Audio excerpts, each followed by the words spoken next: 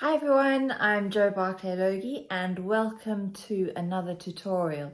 Today's one, I'm keeping it simple. Some of us spend hours and hours on a seed bead project, and some of us are complete beginners, novices, and are a little scared to start with those teeny tiny beads. So it's an earring project today, and I'm going to show you the pair that is completed in purple. So you will be learning a worldwide use stitch called right angle weave, and you can use crystals, you can use gemstones, you can use fire polish, glass beads, whatever you've got in your stash. The important thing is that you're going to need 3 different sizes. And then if you look really closely, you'll be able to see a little bit of silver in there. So I've got 3 different sizes, 3 different colors, and then a tiny little size 15 seed bead. Now, the one I'm going to make today, I'm actually wearing half of it. So there it is in blues. You know me, I am a blue girl through and through. So today we're going to make the other half of this so that this area is no longer naked. As we always do with my videos, we're going to start by looking at the materials a little more closely. So I've now got 2 naked ears. There's the earring that I had on. Here are my little size 15s, which are just going to be like the little accents between the bigger beads today. I've got some 6mm fire polish, I've got some 4mm fire polish, and I have some 3mm fire polish. So you can see how it graduates in size on the finished piece. Now you might decide to make yours an ombre shade, or you might decide to go completely different. I've chosen blues or varying tones of purples, but you might choose to go with a hot pink, a turquoise, and a silver, something that is completely different. So importantly, you need your 3 sizes of your beads. And as I said in the intro, they could be your gemstones, they could be your bicones, they could be any bead that you have in your stash, a glass bead, but you want 3 sizes, 6, 4, and 3mm, and your little 15s. Then I've got a shepherd's hook. And I've done a couple of tutorials using right angle weave and 1 needle, so I thought, let's make it a bit more interesting. So we're going to learn how to do it with 2 needles. So I've got 2 needles, I've got some wildfire thread, and I've got my thread zapper. Just before we get started with the pattern, please, if you're enjoying the content, hit that subscribe button, the little alarm bell. It doesn't cost you a penny. It just means the next time that I load something new up to YouTube, and the next time you log in, you're going to get a little notification saying there might be something worth looking at, something that might interest you. And it helps me greatly get seen across the vast www. So there are all our ingredients, and it's time to get going. This is a super quick make. So as I said, if you are new to bead weaving, it's one of the best projects to start with because you've got a few of your tiny little seed beads. You're learning a technique, right angle weave, which is where the beads form this little circle, perfect circle each time as they go on. And it just beads up so quickly, so you're not going to get frustrated and bogged down. Right. So you're going to need about 1/2 meter of your chosen thread. And I've threaded each end onto a needle, and these little bits that are left, I've kind of made them the same. What we don't want to do is land up being lopsided with masses of thread left on the right and nothing left on the left. So you want things as even as possible. So just take a little bit of time when you thread your needles to try and get those 2 little ends that have gone through the eye of your needle as even as possible. Now, I'm going to pop the left-hand needle down for now, and I'm just going to use the right-hand needle. We're going to start at the base, and we get smaller and smaller as we get up to the shepherd's hook. And I'm going to start by picking up 1/15, a 6mm, another 15, a 6mm, another 15, so this is my 3rd 15 and my 3rd 6mm, and a 4th 15. So 4 15s and 3 6mm. And I'm going to get those down onto the thread. Now, I want to get them even, so I'm going to hold my 2 needles together. And I'm just going to pull with my fingers so that those beads sit centrally on my thread. 4 15s, 3 6s, or 6 mils, I need another 6 mil, but this time it's going to be a crossover bead.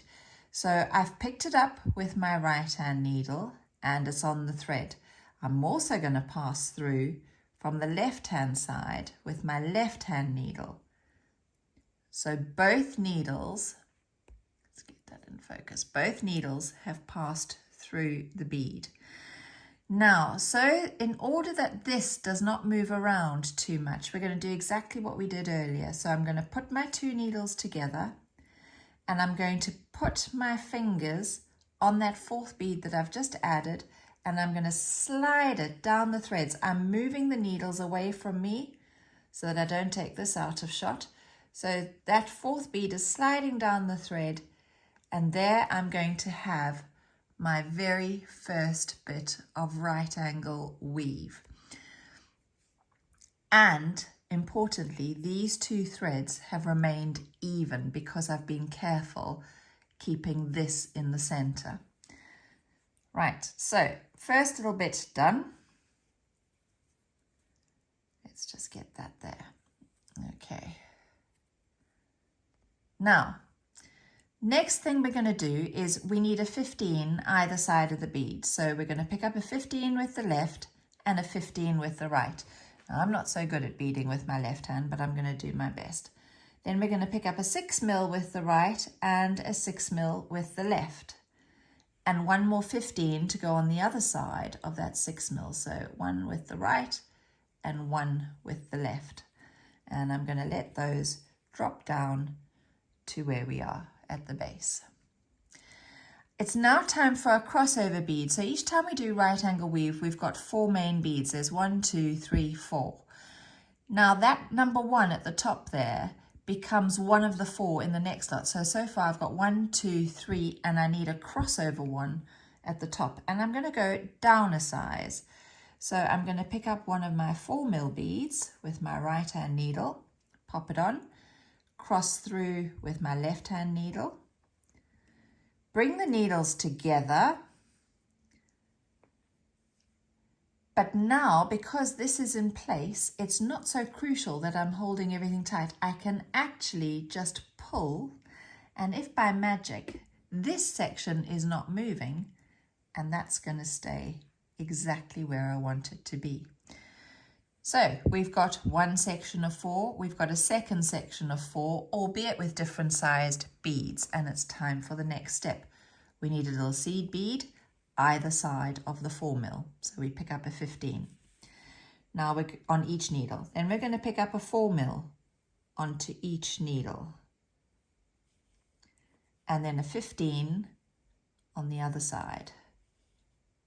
And we're just going to get those down onto the thread. So we've got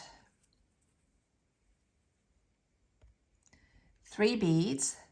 For our section of right angle weave, we need a crossover bead at the top, and we're going with the 4 mil again.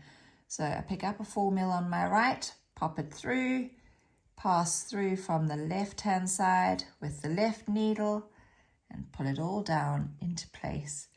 And there we have the next section. So far we've got 1, 2, 3 little sections of right angle weave. And we're moving on to the next one, which is going to be mainly the 4 mils, but we're going to introduce a 3 mil as the crossover bead. So we start again with a 15 on either side, and then a 4 mil on either side,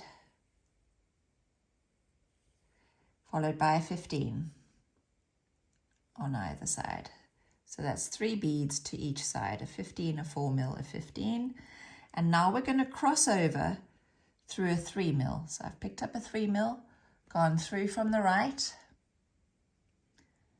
and I'm going to pass through from the left. And when you pull it all down, you've got your next little section complete. So you can see how quickly this builds up, and it is quite effective. Well, you saw it, I was wearing it at the start of the video. We've got one more little section to do. That's right up at the top here. So we're going to start by picking up a 15 on each side, a little 3mm on each side, and then a little 15. It is awkward using your left hand when you've not done it before, but it's quite fun using the two needles as well. So there we have it, and we just need our crossover bead, which is another 3mm. So on with the right and pass through from the left hand side as well.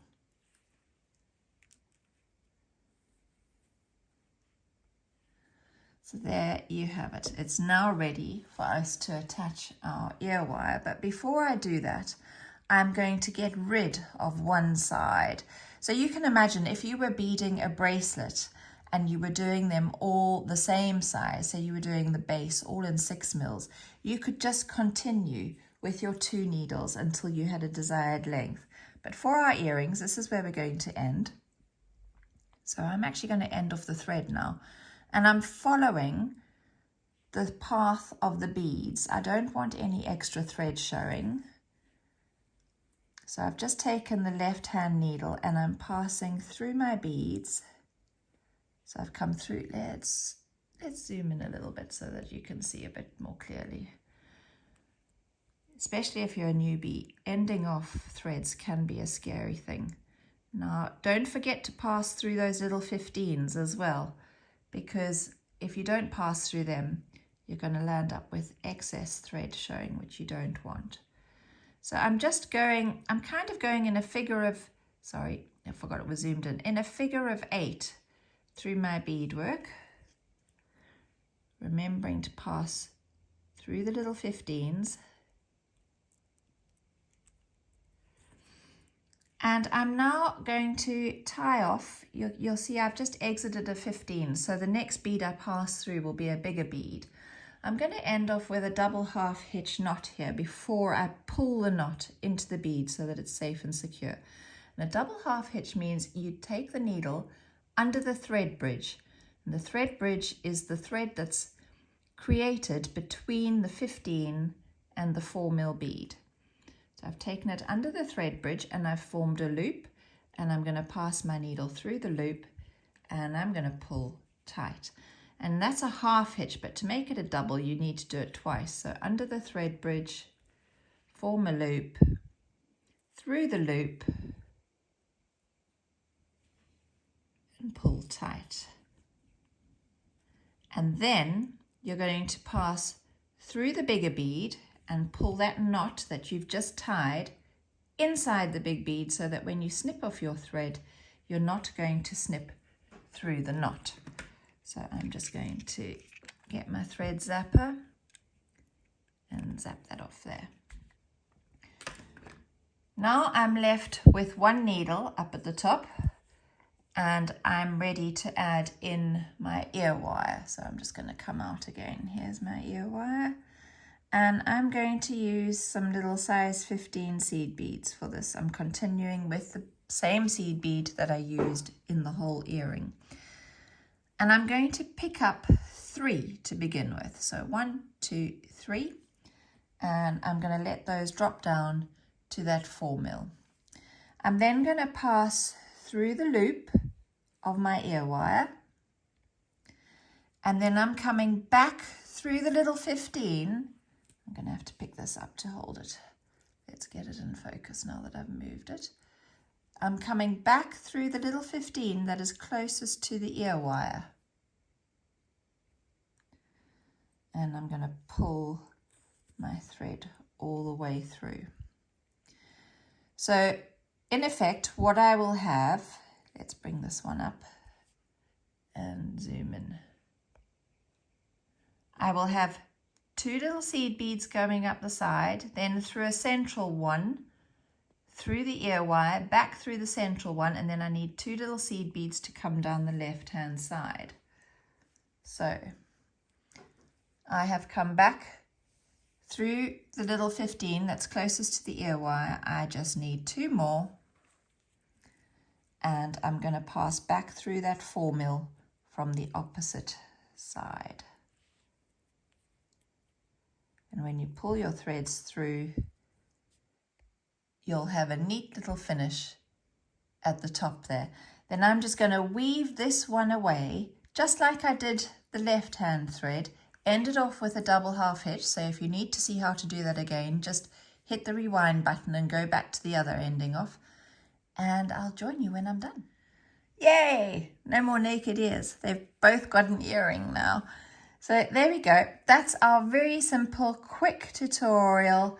Quick, easy makes for your craft stands away, and a great way of using up leftovers in your stash. If you've only got a handful of a certain size of beads, we might need 2 handfuls in this case, it's a great way to use up your stash.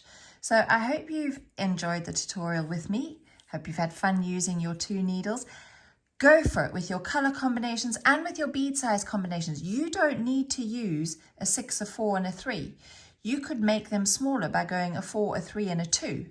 So that would be your biggest bead. Or you could go even bigger, starting with an 8, a 6, and a 4. It's up to you. Your imagination is your only limitation. Have fun and see you next time. Bye.